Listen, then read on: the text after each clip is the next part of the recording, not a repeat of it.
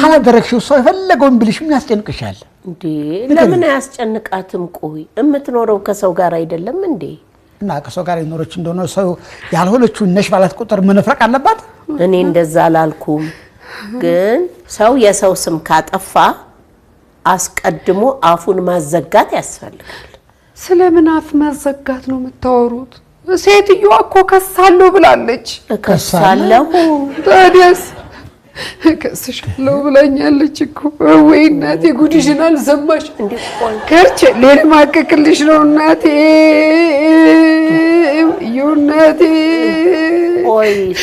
እናቴ ጉድሽን አልሰማሽ አይበቃ ባላደረሽው ነገር ምን ብላ ነው የምትከስሽ እኔ ምን አባቴ ያውቄ ደግሞ ምስክር አለኝ ያለችው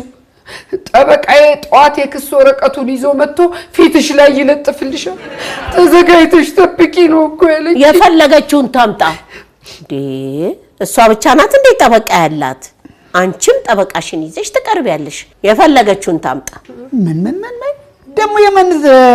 ጠበቃ ነው ባላደረገችው ነገር ገንዘብ ተከፍሎ ጠበቃ ሊቀጠር ነው አረኛ ገንዘብ አንከፍልም እንዴ ስንት ነገር ያደረገችለት ገንዘብ ክፈሉ ሊለን ነው እኔ አልተገለጠልኝም በዚህ ኑሮ ውድነት ጠበቆች በነፃ መቆም ጀመሩ ዘመድ ሲሆን አሰገድ ጠበቃ የሚሆን ዘመድ አለሽ እንዴ